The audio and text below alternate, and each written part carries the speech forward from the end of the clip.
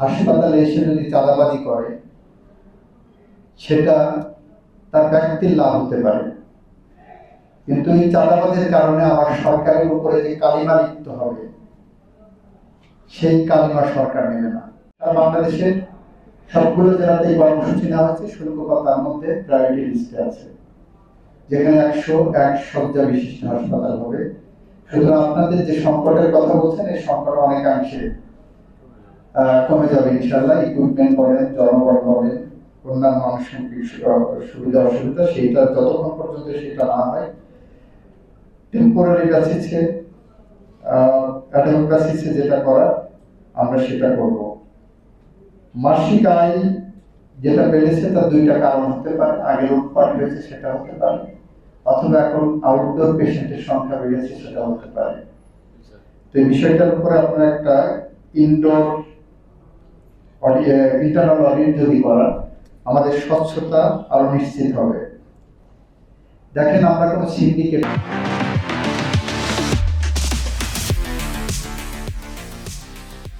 চাই না।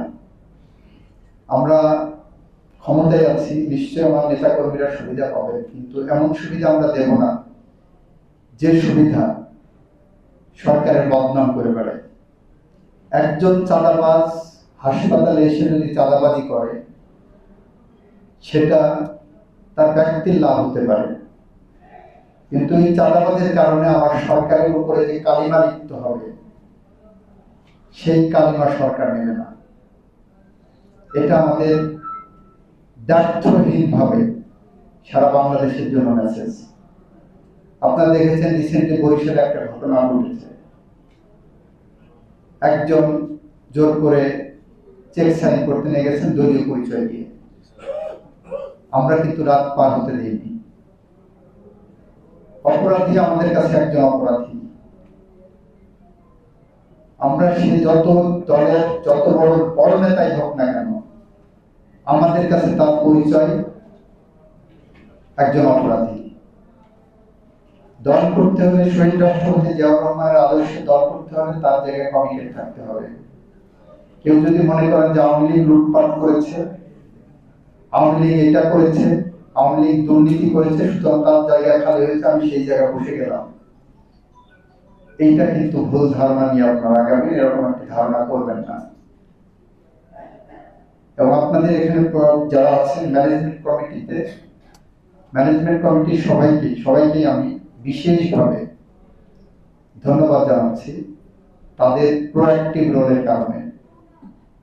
তবে ম্যানেজমেন্ট কমিটির কোনো সদস্যের অতিমাত্রায় প্রোঅ্যাক্টিভ রোলের কারণে হাসপাতালের কর্মচারী কিংবা ডাক্তার সাহেবরা যদি আতঙ্কগ্রস্ত থাকেন তাহলে সেদিকে কিন্তু আমি অ্যাটেনশন দেব।